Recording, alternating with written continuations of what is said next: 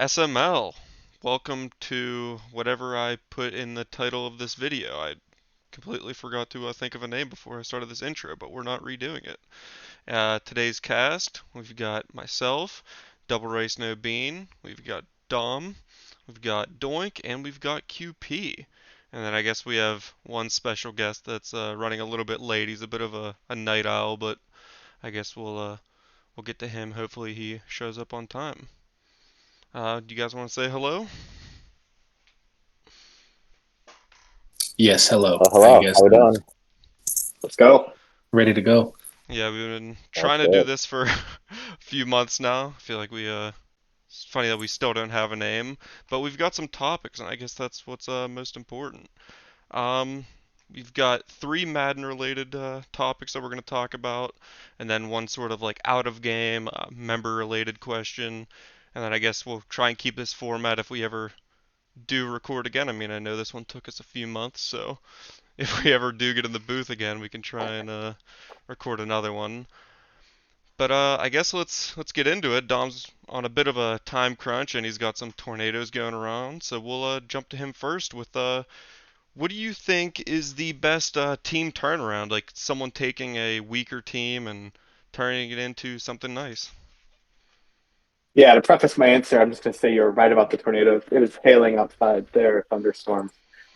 It's crazy here. But for my turnaround, I'm looking at the team that I had dead last on my list of teams coming into the cycle. That's the Denver Broncos. Um, Rowan had this team, now belongs to Filthy, but I mean, some of the pieces are just that filthy. If Stack Novak, the QB, at wide receiver, the Brian Watson, Marvin Mims, Jerry Judy, all 92 or better. Just a star-studded cast offensively. Lots of talent defensively, and a lot of it's young. I'm looking at Patrick Surtain, who's still young, but then you got like Harvey Roberts, who was a rookie or is a rookie. Um, just well done here. This was, I think, the hardest team to build coming into the cycle. So to see it at 90 overall with blue chippers across the board, I'm impressed.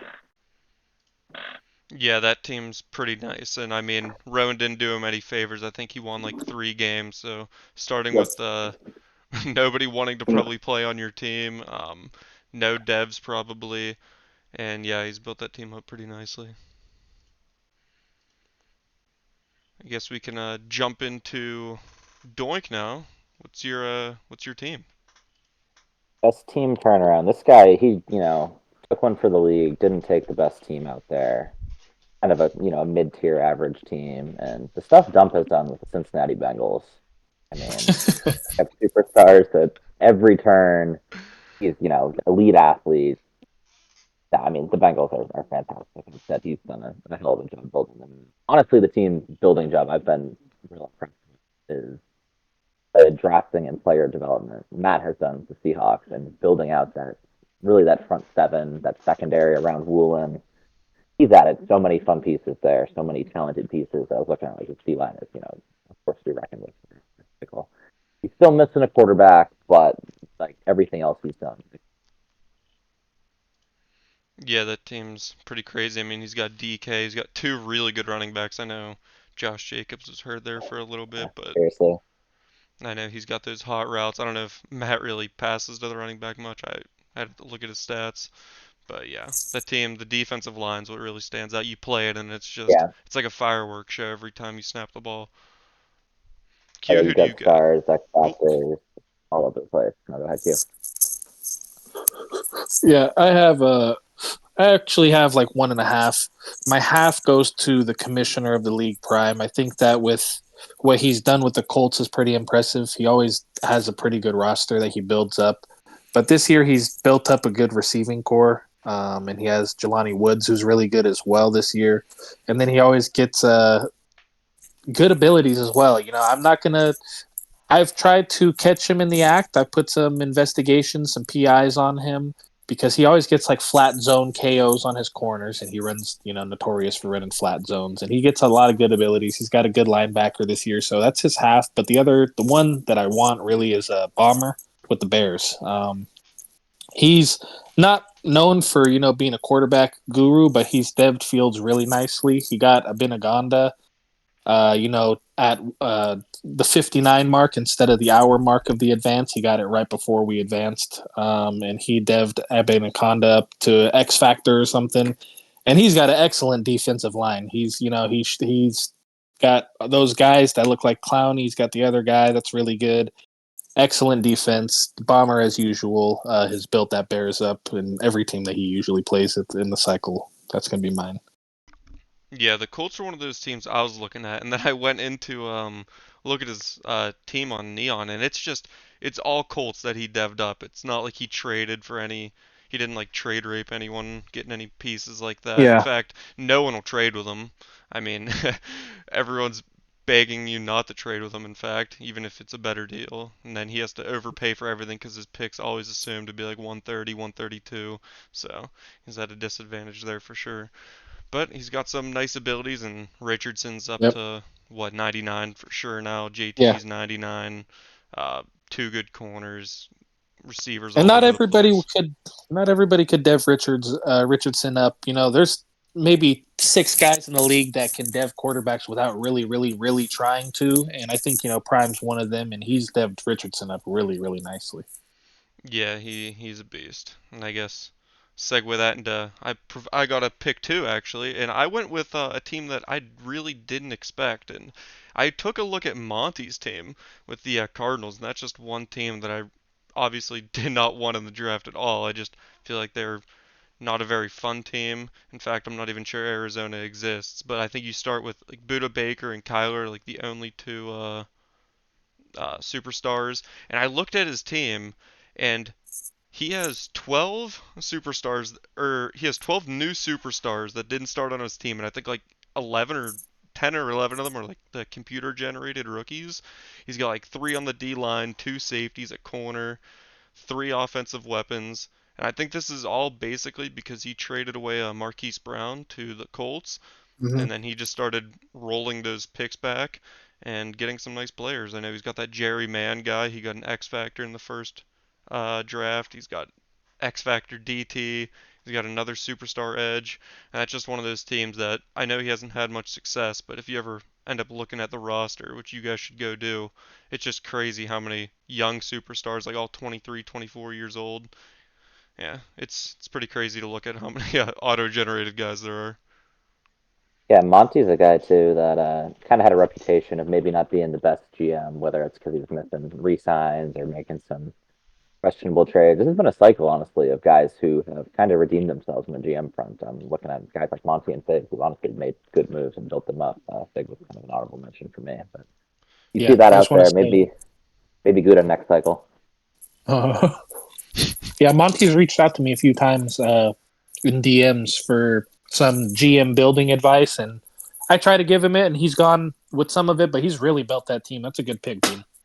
Yeah, and I mean, I didn't even include the guy that Doink just gave him. I don't know what he gave to get him, but he's just like what a 23-year-old, 90 overall defensive end that you just couldn't Yeah, pay. Which Monty has the money because he's Yeah, on a rookie great QB trade for deal. Monty. Cheeks. Yep.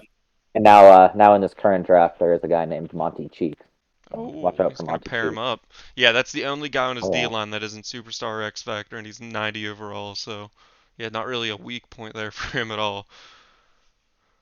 But I guess let's go into our second segment. First one we kind of built you guys up, and second one we're gonna kind of tear you down a little bit. And we've got our biggest pet peeves. This I guess this could be gameplay wise, chat wise.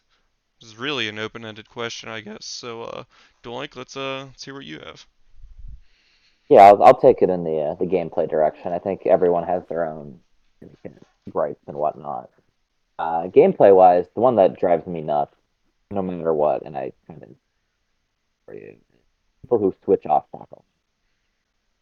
I refer to this as 2K defense because when you play, sweaty games with 2K, I haven't played 2K in years.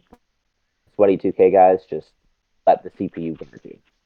If you're moving your linebacker to run over into the ball carrier and then switching off, like hitting circles so that you go control the safety on the side of the field and it lets the CPU tackle, why are you playing the game? Like you might as well let the CPU pass for you, do run for you, everything else. Like it's cheesy. It's not really in the spirit of the game, I don't think, and the type of thing. And it's just like it's not fun for anyone to play, and it's not fun for anyone to play. Now, quick question. Whenever you say like the switch off tackles, do you explicitly mean like whenever you run after a guy and then you switch off, or do you also include like letting the computer take over like the pursuit angles as well, like all inclusive, or just that end switch off for you?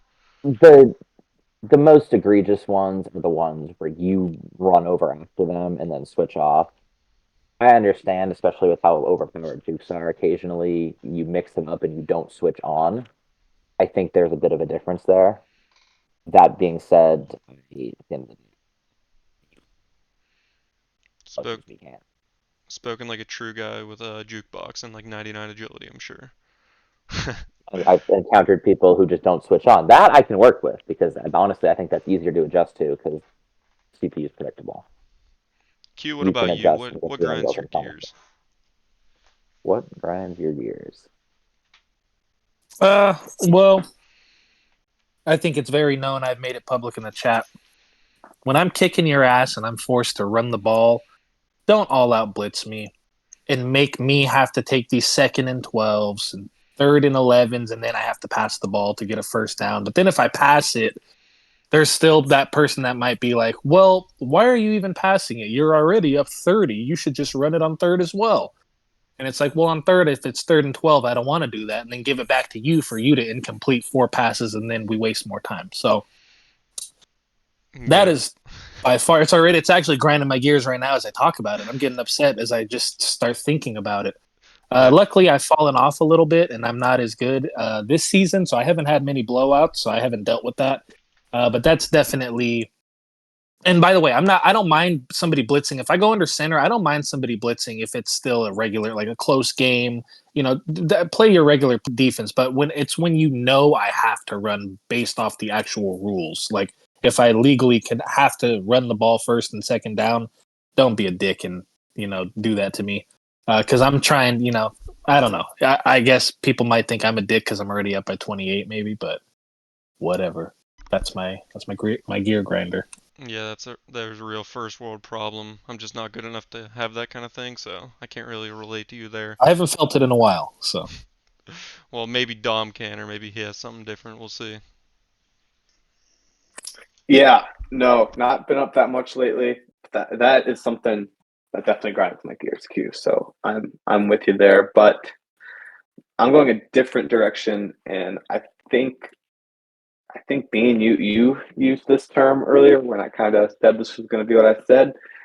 The run option, the RRO, that doesn't exist, but it does in our league because when you call an RPO with no intention to pass, I mean just none.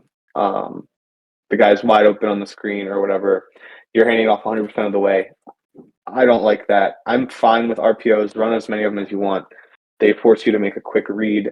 I feel like I can defend them, but I just don't think it's in the spirit of gameplay or football to call a run an RPO to get another inside zone in. Just run inside zone on me. It's fine. Yeah, that's one of those ones where I'm sure just running inside zone on everyone else isn't gonna be okay, but hey guys, he gave you the permission, so feel Yeah, free to don't use run it. as many RPOs in inside. Whatever do not do what he said. Do not run as many RPOs as you want in inside I'm zones, taking please. notes. I'm taking notes for week 18 or whatever I play Dom next. Yeah, I guess mine real quick. I know this was a hot topic in chat a few days ago, so I won't go too deep into it, but just the GGers mid-game. I don't know if it's a mental thing with me or if it's just like preaching to the Madden gods, but I swear, as soon as you're up 17 nothing in the first quarter and someone drops a GG, the entire game plays differently and all I can do is sit there and think about it, and I know I'm just opening up a can of worms because every time I'm winning a game now, I'm gonna get a GG. Hell, I guess I throw every game anyways, so maybe it's maybe it's not the GG, maybe it's just me, and the GG is something I can blame it on. But man, it really grinds my gears, and I saw a lot of people in chat agreeing with me. So I'm I like, feel like it's like a guilt thing. You have like an underlying guilt because you're like you don't want the other person to have a yeah, completely unenjoyable experience. probably. But I guess just segue into that. I guess we can jump to our next topic. Q. Where do you dislike to play against like a user defender? Do you dislike playing against safety, linebacker, maybe that slot corner, D line? What gives you the most trouble on offense? Uh, what I'll say I hate playing the most is an X factor D line, a guy that really knows how to use her, a defensive lineman that's an X factor because if you're a great user, I can avoid throwing to you. Like I can literally throw to a lot of different places on the field where your user is not. As far as a D line goes, I can't control, stopping a guy, swim moving my guy, or just bulldozing him, bull rushing him, knocking him down and sacking me in 2 seconds, or hitting me in 2 seconds where I can't get a read off. Then I start staring at the D line and I can't get my read. Like it just really messes me up. I would definitely say a good user or a great user D line player is much harder for me or much more annoying for me to play than a great user like sub linebacker. Yeah, I just played Filthy, I think 2 games ago, and my like 87 overall right guard is out for a couple weeks, and I didn't realize my depth chart was messed up. I had some 66 overall center going up against his fast, probably superstar defensive tackle. I don't know if it was a D tackle or DN, but he was an interior guy, and he got pressure on me. Honestly, I more than probably 50% of the drawbacks. He was in my face every single play, and even if he didn't tackle me, I still got the under pressure. Daniel Jones throwing it to the dirt, and then it just a miserable experience. I wanted out of that game as fast as possible. He's And exactly who I think of yeah, I when mean I he's in your think of a great division. user. Yeah, He's the best I've ever seen at a user D lineman. I know yeah, NYT was pretty good with I it on agree. the Titans. I think he used Harold Landry or something like that. He was crushing everyone. Monty threw a couple in there with I think Bradley Chubb, but no one does it like Filthy in my experience. Doink, where do you dislike playing against? So I don't think there's any one region that I dislike. Filthy's absolutely the best D-line user I face and kind of the inspiration for, mixing in his non-running user every now and then. So kind of Mr. Hands. For me, I mean, in previous Maddens, it was those guys who would just take, the Troy Andersons of the world and cover the entire field left to right. You could do that. Nowadays, it's the guys who mix up where their user is. Guys, honestly, Dom does a great job of this, where he sometimes he's the linebacker, sometimes he's the safety, sometimes he's the slot corner. And when you do it in a way that doesn't tip your hand, like if you take this, you take the safety every time you're in single high man, then yeah, that kind of tips your hand because that's predictable. But when I don't know where your user's going to be, and it takes me that extra, half a second on the snap, like, okay, where is this guy? Where is this guy? Those are the guys that give me the most trouble because I can't either A, stay away from them, as Q alluded to, or I can't B, target them if I think that's like, okay, this guy's charging me. And I don't know where they're going to be. That's where I get thrown off. And sometimes, you get caught where you run like a flood concept right into their slot corner. Yeah, speaking of the slot corner, I've just been watching like a few dump games in the past few streams of his, and he has with DJ Turner, that 99 speed, 99 Yep. excel guy. I saw him in the slot a few times, and he kind of just gets to cover the middle of the field. Like if he's in like that I can't like if he's in just cover two in the slots, kind of playing that weak side or strong side, whatever you want to do, and just covering that whole half of the field, the intermediate routes. He's covering everything like it is Madden 21 all over again. And yeah, he's tough with that. Yeah, It makes no, me want to implement it a little bit more. he had one with Turner. His game against Bomber was 2 weeks ago or so, where it legitimately looked like he was playing Madden 21 again. Like, guy goes left with a route, manages to sprint all the way back across. He was also I don't know if it was DJ Turner, but whenever he was in like base packages in the red zone defense, he's like using that outside guy. I don't know if it's like a safety that's playing down or what, but he almost like gets another guy in the box because he's so fast and he can kind of cover like the stretch if you go to that side or like those quick outs that people like to the tight end. He's very versatile with like where he can cover from that position because you don't have to sell out on the run like if you're a middle linebacker down there. It's something I definitely want to probably start trying to use. How about you, Dom? Where do you dislike playing against?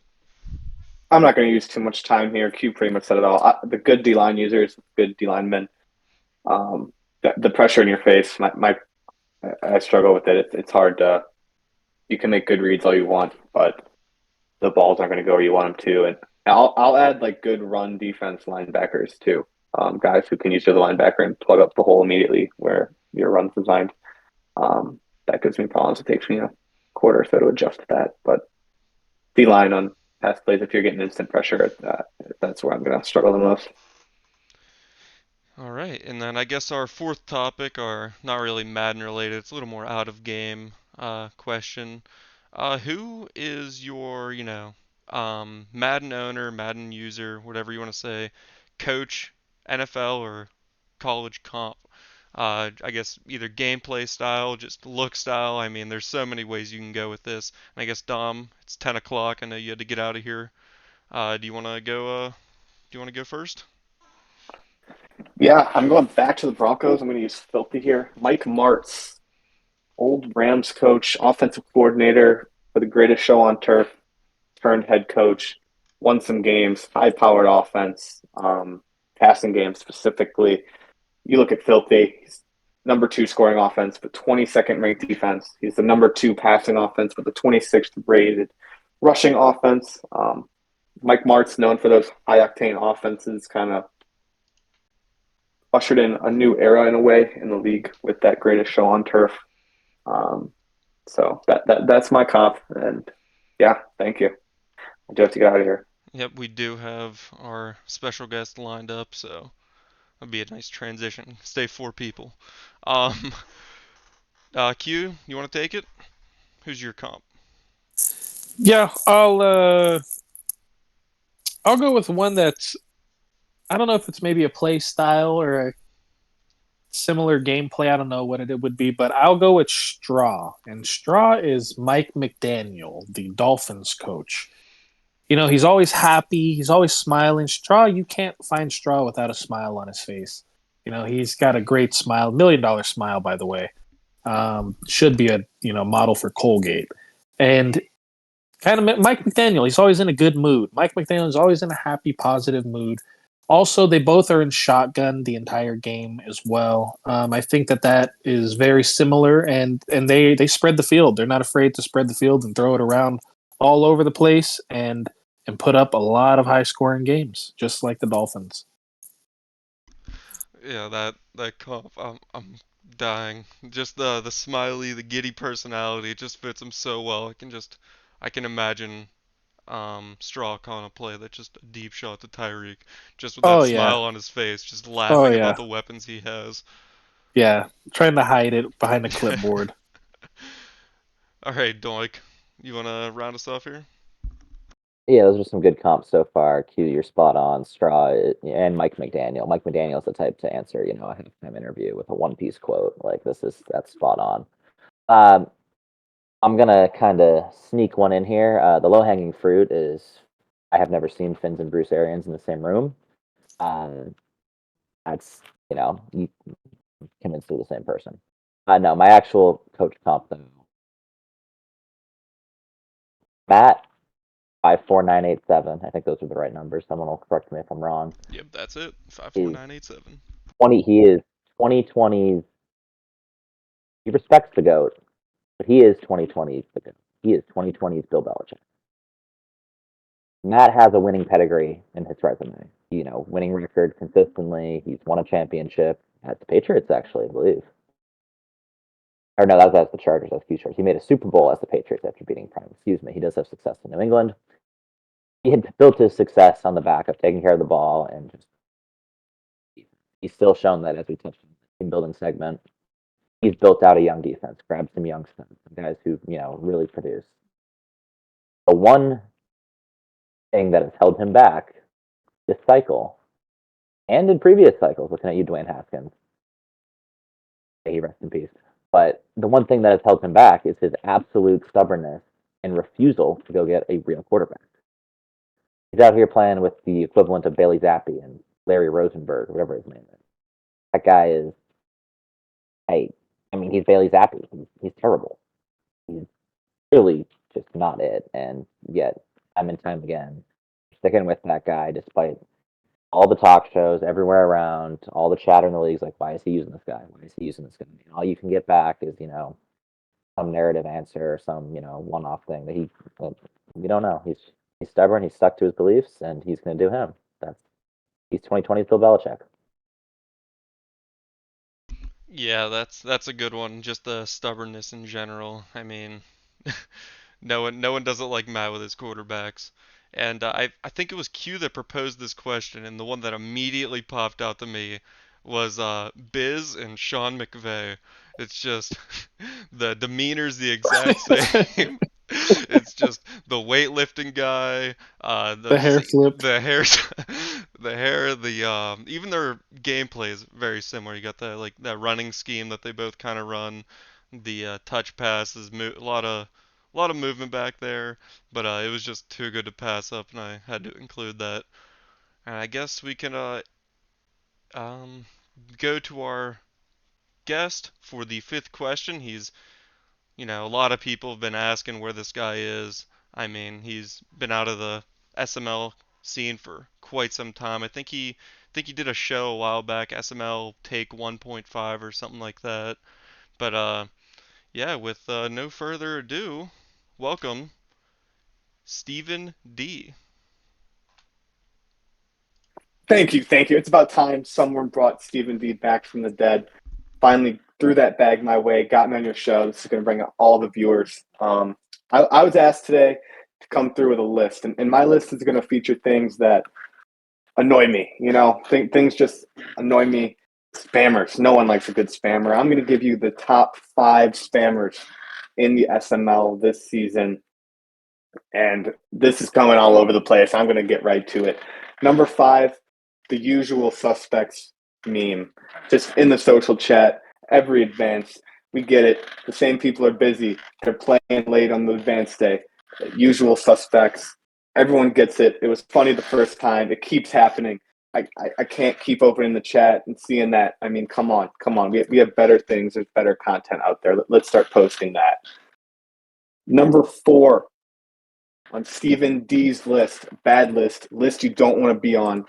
Top 5 spammer. Number 4, we're going to Rosenberg, the quarterback in Seattle. Just in general, his existence irks me. Sounds like you guys just talked about it on this show. Scott Rosenberg does not hold the candle to Rich Lang. This is a team that has talent. They're ready to win. Spamming's probably not the right word. He has 945 yards, but anytime this guy is on the field, it's too much. Get him out of there. That's 945 yards too many. We're done there. Number 3, we're gonna bring up some stats here. Jahmyr Gibbs, the Detroit Lions, big turnaround for Coach Pauly in Detroit, kind of infusing some Dan Campbell-like energy into this team after a few struggling years. We get it. How'd they get there? All Jahmyr Gibbs. You take a look at the team stats here. He has 255 rushing attempts. No other running back has a single rushing attempt besides John Benedict. They're all for losses. He has a long of 2. He has -2 yards on the year. 255 attempts for Jahmyr Gibbs. Not bad. That's your RB1. Whatever. Where it does get bad, 66 receptions. That's 18 more than the next receiver on the Detroit Lions. That is spamming at its finest. All right. Now into the good stuff. Number 2, these player searches in the chat. You guys know who Devontae Gaither is? Bears D tackle. He's been hurt for Bomber. I've seen this guy all over the place in chat. His face is like imprinted into my brain forever. Really good player. Really impressive draft pick. But the player searches. We don't need to player search our own players unless this is the off season or whatever else. Make a point once. I can't do it. Number 1 is actually impressive here. Number 1, we have Jalen Hyatt, New York Giants. 52 catches, 1,400 yards, 18 touchdowns. Really impressive stuff there. Good stats. The problem, no one else in this team has more than 600 receiving yards. The second leading receiver is a tight end. He has 18 more catches, 14 more touchdowns than everyone else. Let's get some other guys some money. Let's get them paid. Give them some respect. Give them the ball. Jalen Hyatt. I heard some take share stats thrown my way. Stephen D does not do analytics. We are not analytics driven here. We don't do data. Jalen Hyatt, that is too many yards, too many touchdowns. Get out of here. Thank you, Stephen D. I don't even know what to say. The budget spent on you was well worth it, and that was the best segment I've ever heard. And there's no real way to end the show other than to just go off on that. So maybe we'll see you guys in a few weeks. Maybe we'll see you in a few months. We don't know. This one took a few months to get out in the first place, so we'll see you next time.